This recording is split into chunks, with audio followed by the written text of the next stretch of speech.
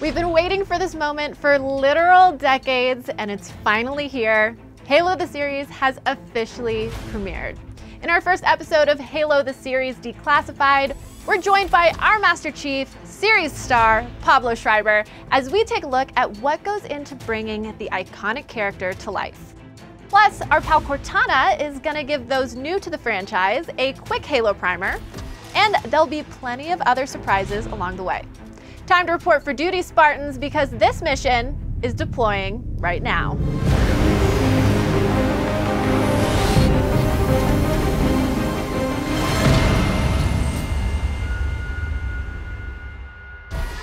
Welcome to Reach, everybody. My name is Sydney Goodman, and this is Halo the series Declassified.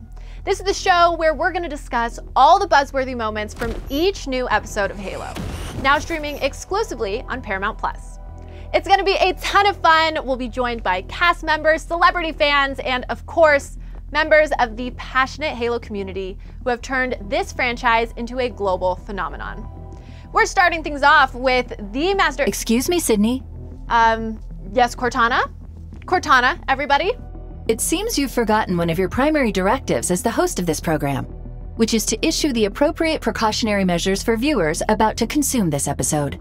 Precautionary measures, it's just a show. I'm not sure we're in any real danger here. That mission deploying stuff was just some clever in-universe parlance, you know? The data tells me there is potential danger of plot and/or character dynamics that could go rotten. Oh, you mean a spoiler warning. Luckily, we're keeping it pretty spoiler-free this time around, but thank you for the heads up, Cortana. Always here to help. As I was saying, there's only one way to kick off Declassified, and that's to be joined by the Master Chief himself. Take a look. Coming in from a remote UNSC base somewhere out in the cosmos, it's John 117 in the flesh, Pablo Schreiber. Pablo, thank you so much for joining us on the first ever episode of Declassified. Of course, it's my pleasure. I'm so excited to finally be here. Pablo, first, I have to ask the big question. What was your relationship to Halo before taking on the role of Master Chief? My relationship to Halo was periphery. I had played it a few times as a young adult. Wasn't very good at it when I played it before, but was aware of it, obviously, was aware of its place and cultural significance.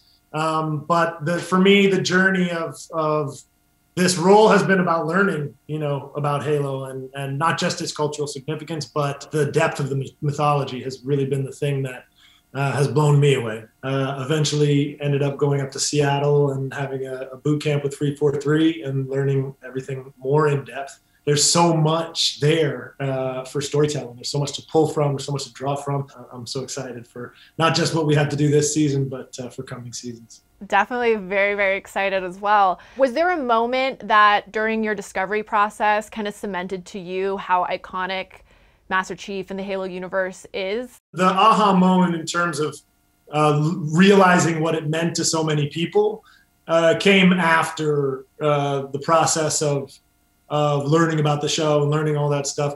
It really started to dawn on me then what it means, for so many people and how important the world is within the Halo community. And I really respect that. I really love that. So you kind of touched on it a bit, kind of that expectation. This is a role with a ton of expectation tied to it. I mean, we already know there's going to be a second season. Has that affected kind of how you're going to prepare going into that? Or is it something that you've preferred to kind of appreciate but tune out completely when it comes to you and the role? Yeah, I would say probably closer to the second. The reality is, as storytellers and as artists, we have to follow our own instincts, So I had to make my own choices about what was going to be interesting about the role and what was going to be interesting about the character and what was going to be interesting about the series, and then go forward, as strongly and as committed as I could to make the story that I believe was going to be the most compelling and the most interesting. In terms of expectations, I'm aware that it's a role that people will have a lot of expectations about, and we play with those expectations in some ways, and in some ways we'll fulfill what people expect from the role. In other ways, we're going to surprise people. The video game is a first-person shooter video game, and they treat the character in one way because of the nature of the medium. Television show is a very, very different medium, and what works for video games is very different than what works for TV, and what's going to pay off for a long-form television series and for the character within that. There's just so many factors involved in trying to make a TV show that is compelling and that will please everybody. But the most important thing for us is that a lot of hard work was put in. We treated the material with an incredible amount of reverence and tried to make a product that everybody can get behind and enjoy.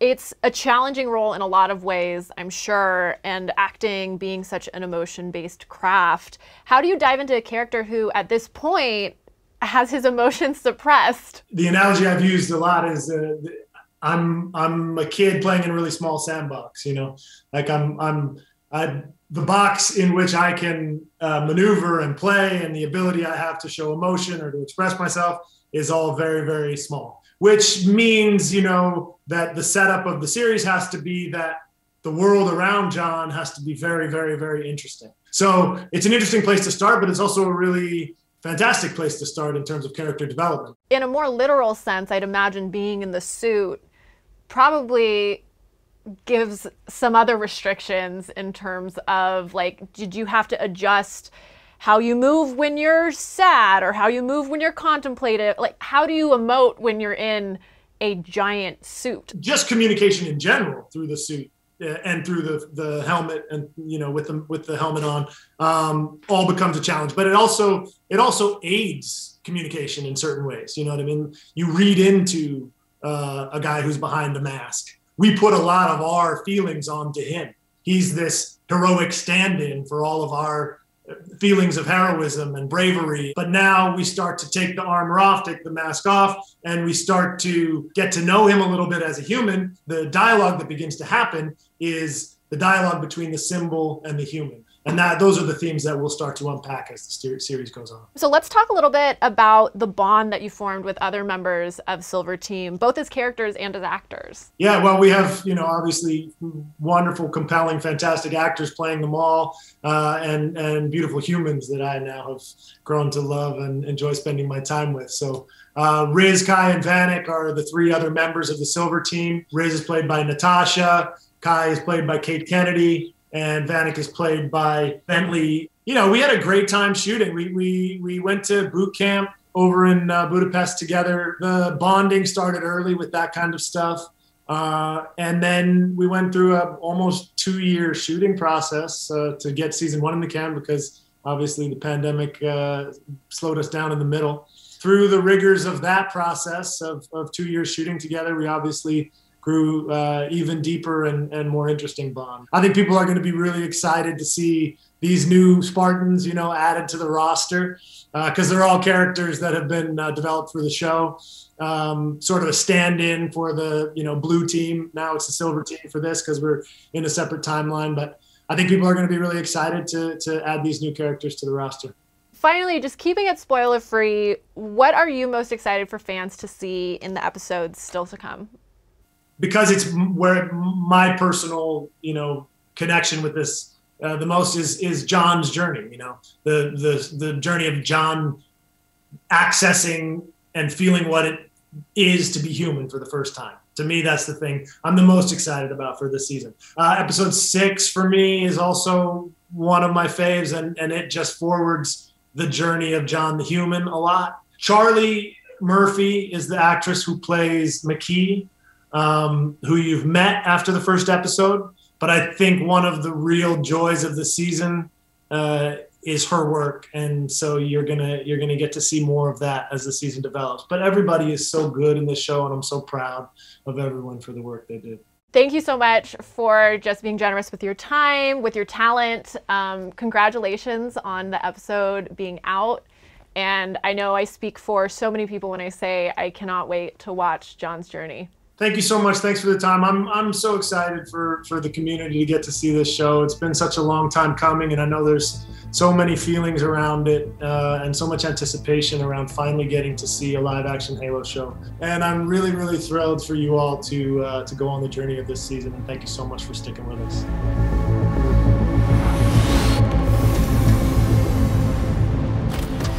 Look, you don't need to know the difference between a grunt and a brute to be obsessed with this show, so it's possible that you're coming to the world of Halo for the very first time. If that's the case, welcome. You have so much to look forward to, but I also know that it can be a little intimidating diving into such deep waters, like deep waters. So the Master Chief and I have asked Cortana to help lay it all out for you, because you know, me and the Chief, we go way back.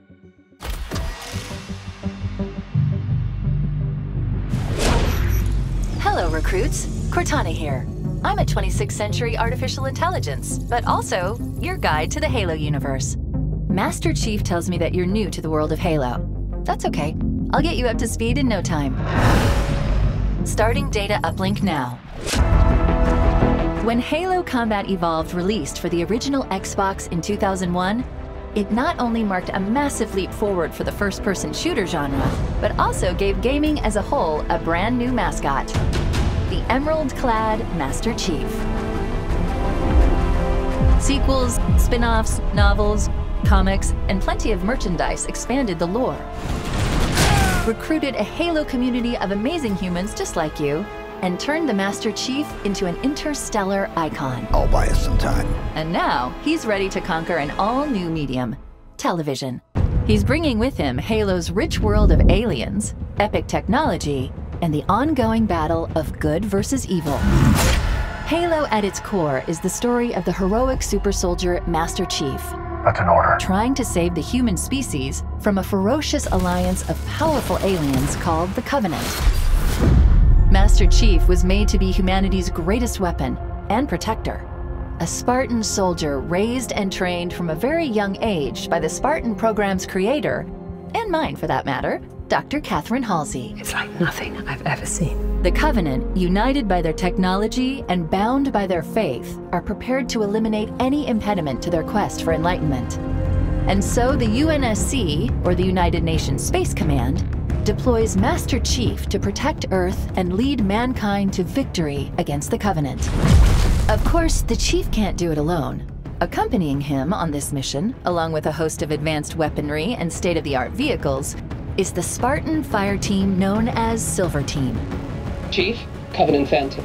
Just like Chief, On me. these Spartans were trained and tuned to be the ultimate soldiers in the name of protecting humanity at all costs. Let's go! Let's go! And finally, there's me. Hello, Master Chief. I'm Cortana. Like I said, I'm a highly advanced artificial intelligence called Cortana. I'm very much my own person, but I'm even better when I'm embedded within Master Chief's neural matrix to offer real-time tactical guidance, advice, and, when appropriate, playful banter. Someone's got to keep things light while we embark on a mission to save humanity, right? Halo the series is a deep dive and a new perspective on this beloved universe, using familiar building blocks of the world to give existing fans and new viewers alike a unique opportunity to meet Master Chief for the first time.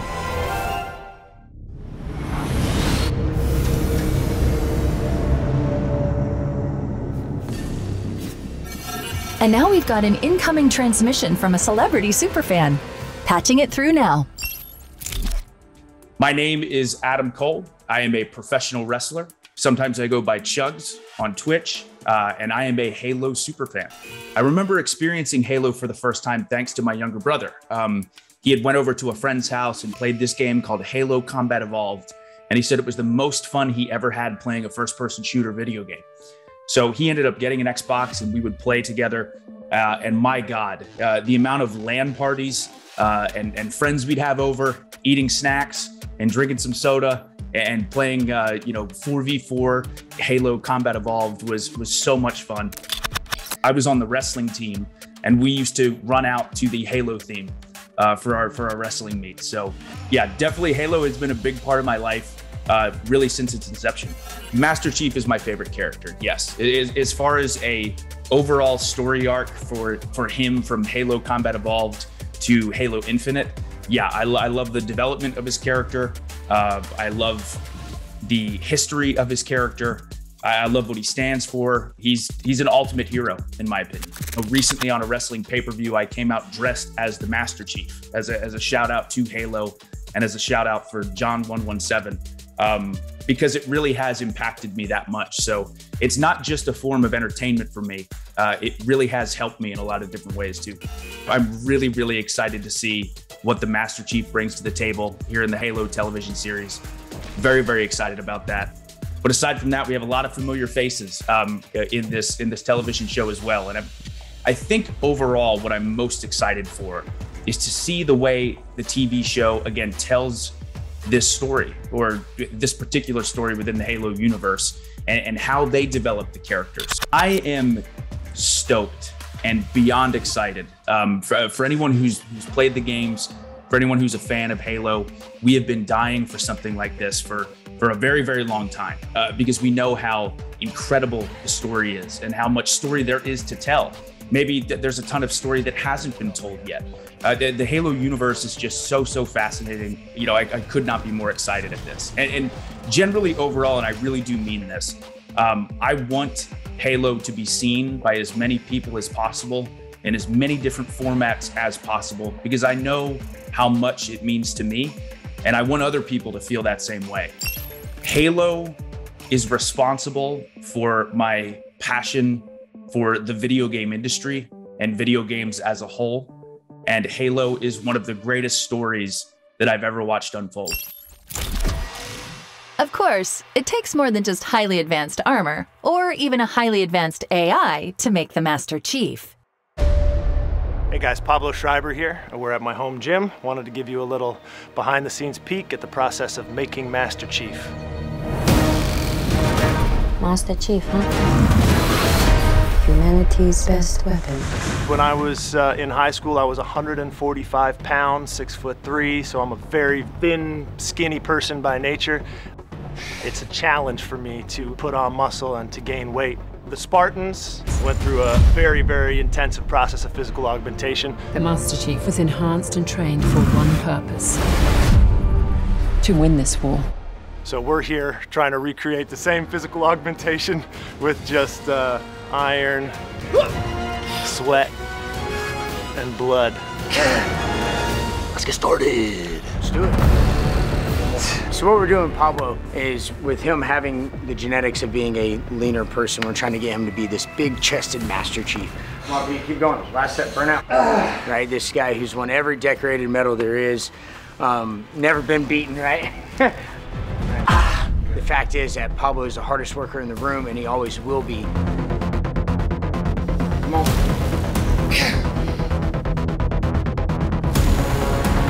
So as long as he doesn't do anything too dumb, we're gonna be just fine.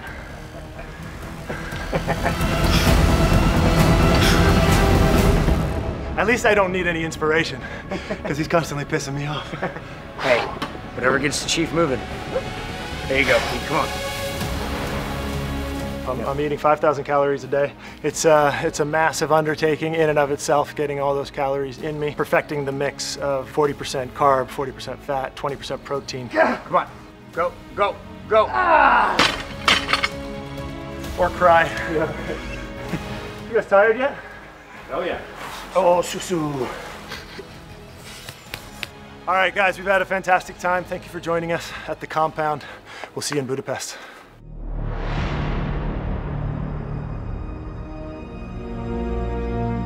When I first saw Pablo don the Mjolnir armor, it just felt like a dream come true.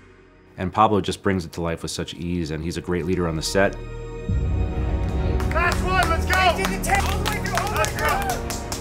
I'm about to begin my sprint. There you go.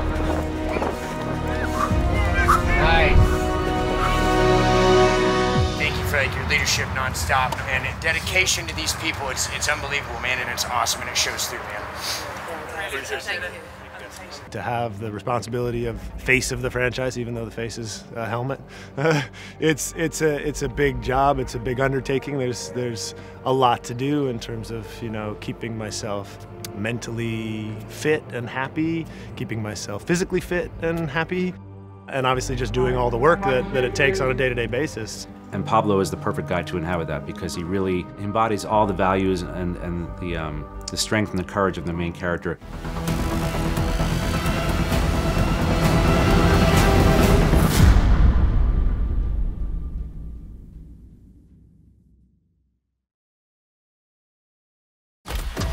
I can't believe it's already over. Luckily, we have plenty more episodes in store, but for now, that's it for the very first episode of Halo the Series Declassified.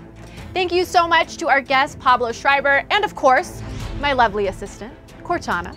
I am not an assistant. I am a highly advanced synthetic intelligence. But you're welcome, Sydney. Be sure to join us next time for a deep dive into Halo's second episode, when we'll be joined by Bokeem Woodbine, who plays Soren, an old, let's say, colleague of the Master Chiefs. And of course, you can stream new episodes of Halo every Thursday exclusively on Paramount+. Until then, I'm Sydney Goodman, and to paraphrase Chief, we're just getting started. See you next time.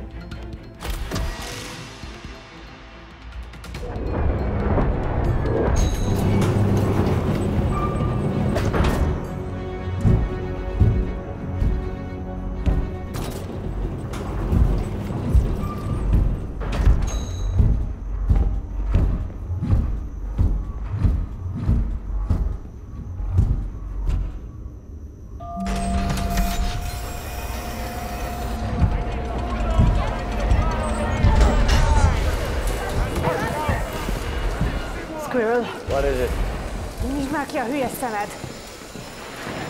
Get the boss! What?